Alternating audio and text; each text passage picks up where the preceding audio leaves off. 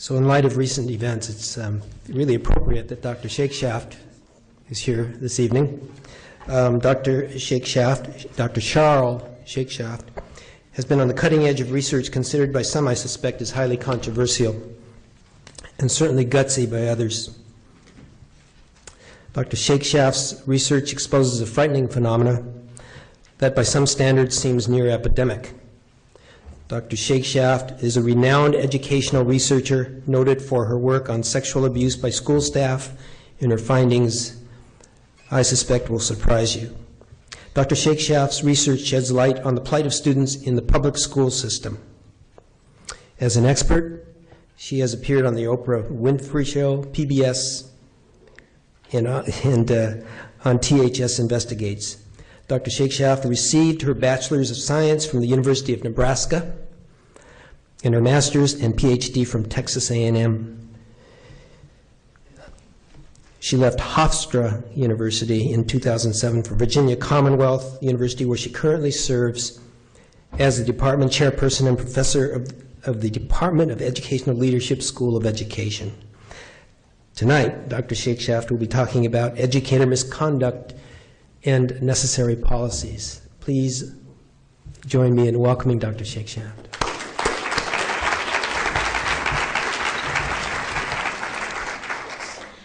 Okay, according to my watch, we're supposed to be done with these talks by now so that we can open up the floor to discussion. So I do talk fast. I could just sum it up. People who are employed in schools sexually abuse kids. We don't do anything about it. Let's change that. All right.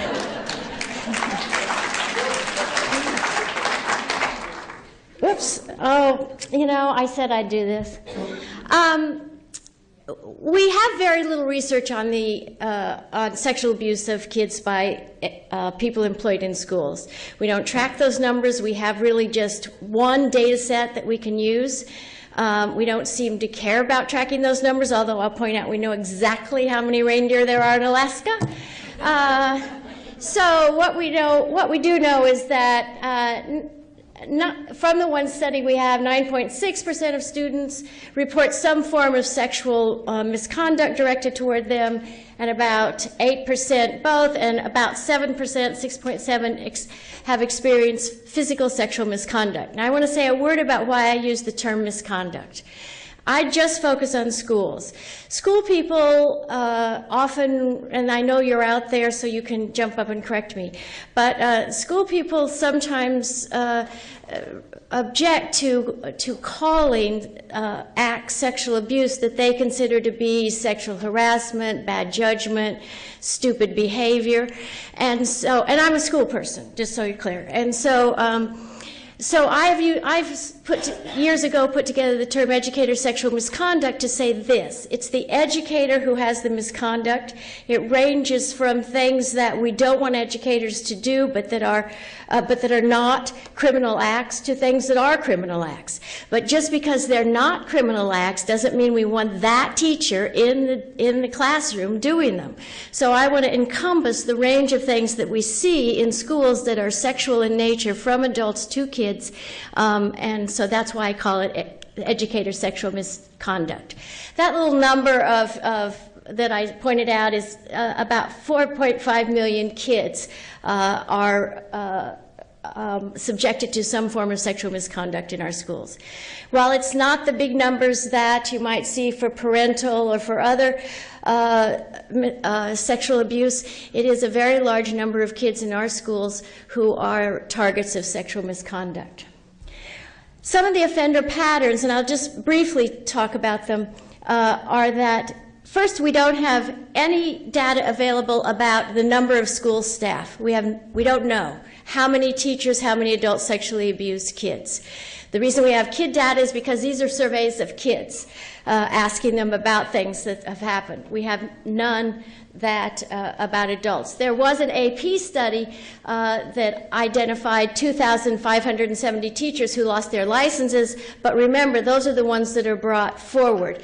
From the study we have of kids, it would appear that only about 11% of the kids actually report the abuse, abusers, and of those who report, a much, much smaller number, something happens to the teacher. So this would be a very low estimate if we were to try to figure it out. Of those who are offenders, 57% are males, 43% are females. I have to be honest, when I first started doing this work, which was by accident, because I teach school administrators, but many years ago someone asked me a question and there was no answer, and I decided to try to find it, and I'm still trying to find it. I would have been surprised at that 42.8% of abusers in schools. It's probably not, it isn't so surprising now that I know more, and remember, 75% of school employees are women. So 75% of school employees are women, and they account for 43% of the abuse. And 25% of school employees are men, and they account for 57% of the abuse. So it's important to look at also those balances there. We looked at, you know, the role that people play, and basically the major role are teachers and coaches. And I think you're getting this PowerPoint. So. And it's mainly people who have the opportunity to be alone with kids. Music teachers, tutors, coaches, you know, kind of after-school supervisors. There's more abuse from those people in those roles than there are from people in other roles. The targets are slightly more likely to be female, disproportionately of African descent and Latino. Students with disabilities are very much represented as targets, and often vulnerable children who may come from unstable or dysfunctional contexts or families are overrepresented. Some patterns. At the elementary level, and this is important, this is just at the elementary level. At the elementary level, the offender is often an outstanding teacher. There's a disproportionate number of teacher awards among offenders. They've been best teacher of the year, best teacher of the state, best teacher here, best teacher there. And so people don't suspect that that teacher could do anything. And in fact, when an accusation is made, are often outraged that anyone would accuse this really great teacher. Now, in terms of the really great teacher, that teacher was a really great teacher probably to 98% of the kids that she or he served. So that 98% can't imagine that this really great teacher would do anything. But to the 2% of kids that that teacher sexually abused, that's not a really great teacher. There's a kind of a slow process of grooming and selection. We'll find that sometimes teachers start when the children are in their class in the 4th grade or 3rd grade and not act in a particularly direct sexual way until 6th grade, or start at the beginning of the year or over the summer. There's a lot of grooming and selection. There's a lot of, in working with offenders, a lot of asking kids questions and saying things like, and I'm focusing on elementary right now, I'm going to tell you something and you can't tell. It's really important that you don't tell. And then they say something silly like, you know, I really like green ties, or I like to eat candy in bed. Well, you know, and so they check and keep checking. And so the idea is to see who's not going to tell. There's a focus on types in the elementary level, not so much in the secondary. And fixated abusers are more likely in the elementary and early middle school. So those are abusers that we might call pedophiles. And they, as far as we can tell, are the majority at the early years of the sexual abusers. Not all of them are fixated abusers, but there are more there. In middle and upper levels, we find not so many fixated abusers, but rather opportunistic abusers who, you know, just take advantage of whatever comes along from the upper middle school to the and high school kids.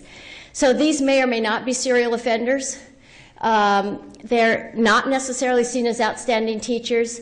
They don't specifically focus on a particular kind of children, and they do target the adolescents. They often go quicker.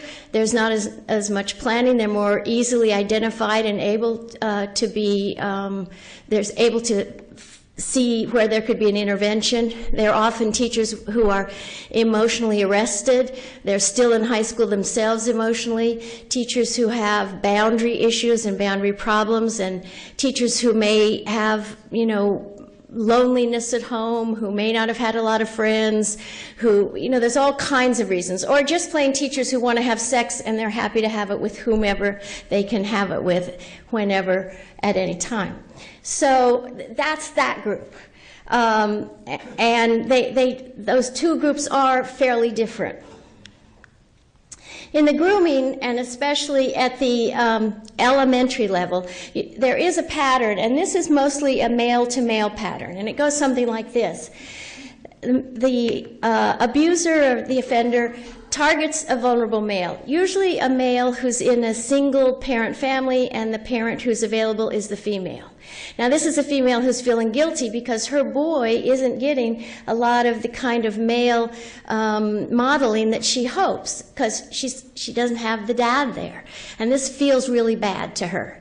And along comes this teacher who won the Outstanding Teacher of the Year award. And this teacher says to her, you know, Mrs. Smith, you know, I just want to say that your son is really extraordinary. I know he hasn't done well in school before, but really, I see an enormous amount of promise in this boy. He just needs some special help.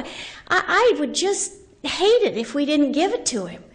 And the mother's like, oh my gosh, thank you, you know, because somebody here who's this really great guy is going to help my child, going to help my boy.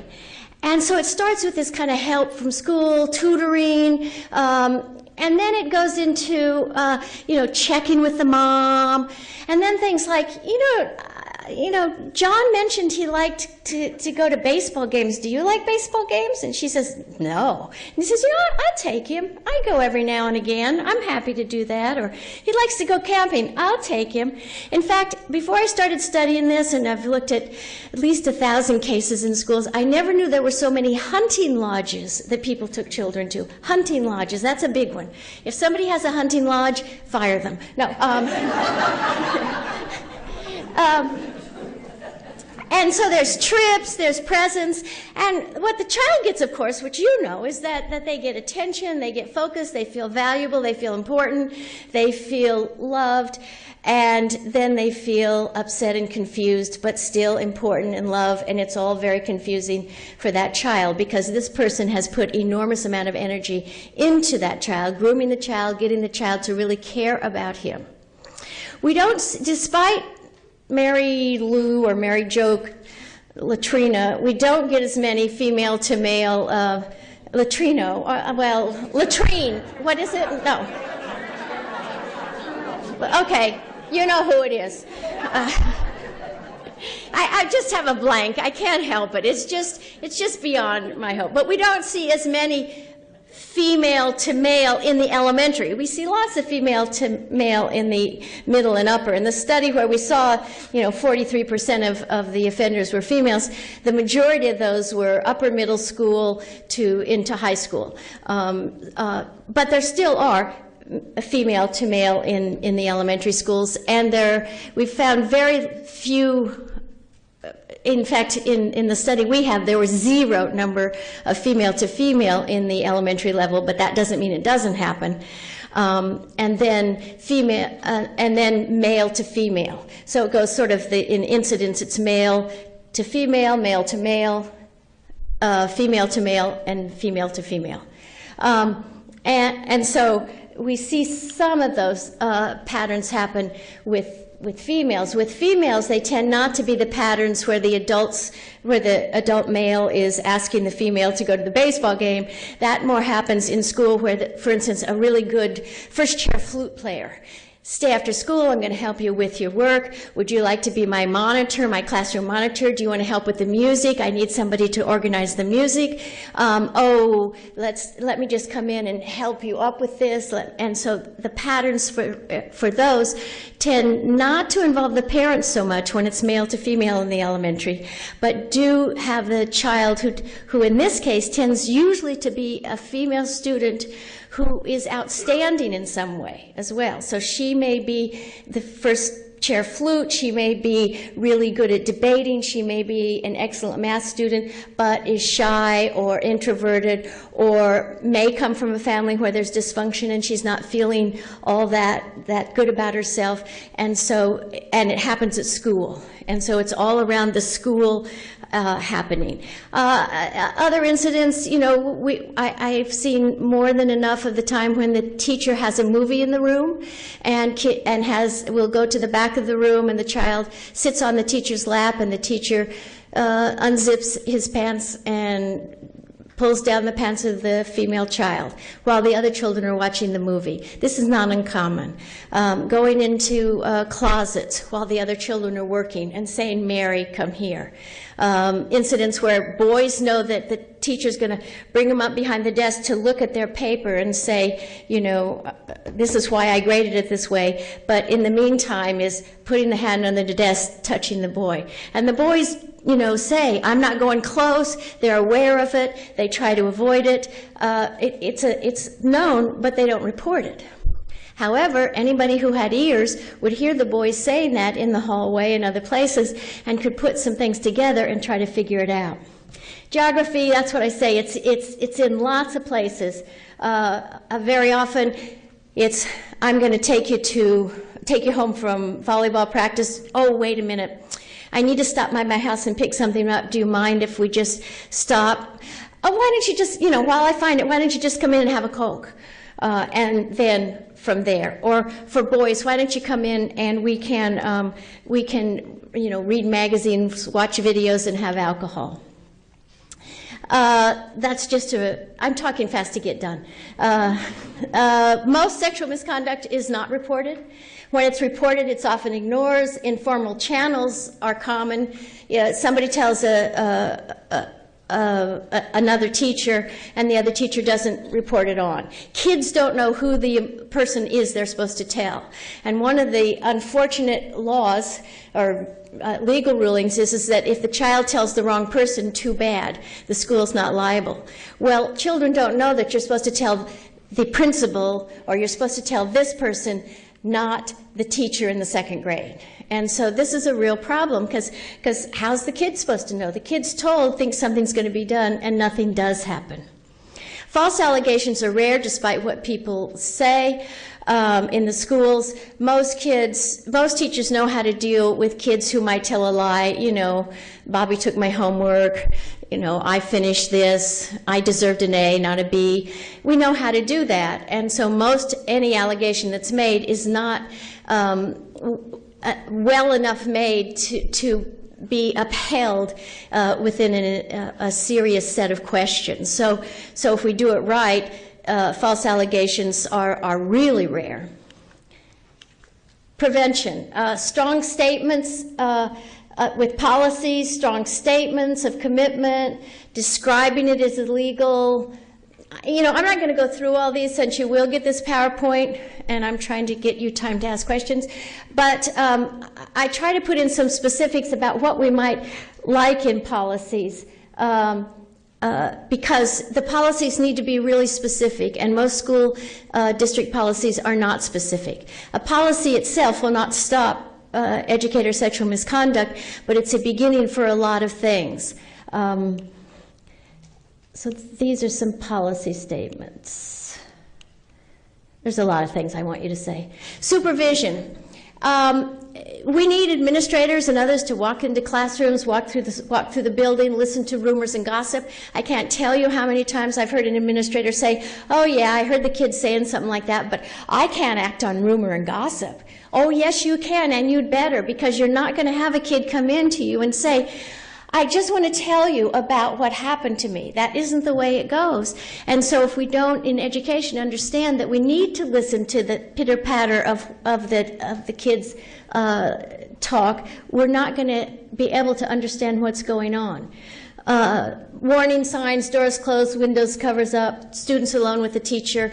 Before and after school, administrators forget to walk around during those times. Those are really good times to walk around and see, are there rooms where there are a teacher and kids in the room? Follow up on everything.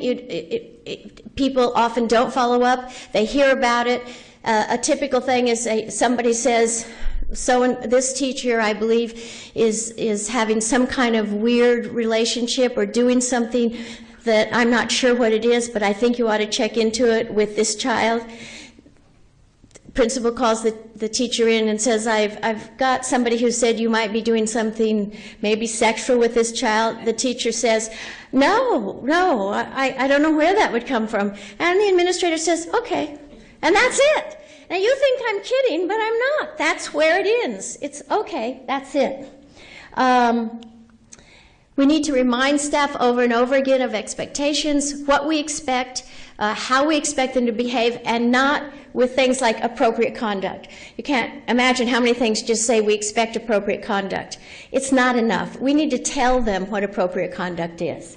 Don't assume, and educate. Educate all staff. Educate students, educate parents, work with local police departments. But what I want to focus on is just to say educate all staff. So we educate students, that's a peripheral. I don't think students should have to be responsible for their own safety, all right? And we don't do enough to make the adults responsible. So too many schools say, in order for me to investigate or do anything, the student has to come in and make a written complaint, and turn it in. And if the student doesn't do that, we don't move on it. So we have to get back to the notion that it's everybody's responsibility, and the adults have to be in charge. Educate, avoid one-shot training, work with programs. I really like the programs we saw today, which are integrated into a larger set of curriculum that you keep coming back to the issues. Don't assume that the mandated reporter training that schools might have is sufficient on this, because what we find is people have a disconnect between mandated reporter, which has to do with families out there, and people in the schools. And you need to really work with the community and talk with the community, and state and national level, work with law enforcement, train hearing officers when teachers are brought up on charges, work for laws that require and fund training, work for laws that require reporting and penalize those who fail to report, and that's that. All right. I would have hated to have debated Dr. Shakeshaft. That was terrific. There's a place for you at our dinner table tomorrow night. I want you to talk to a couple daughters.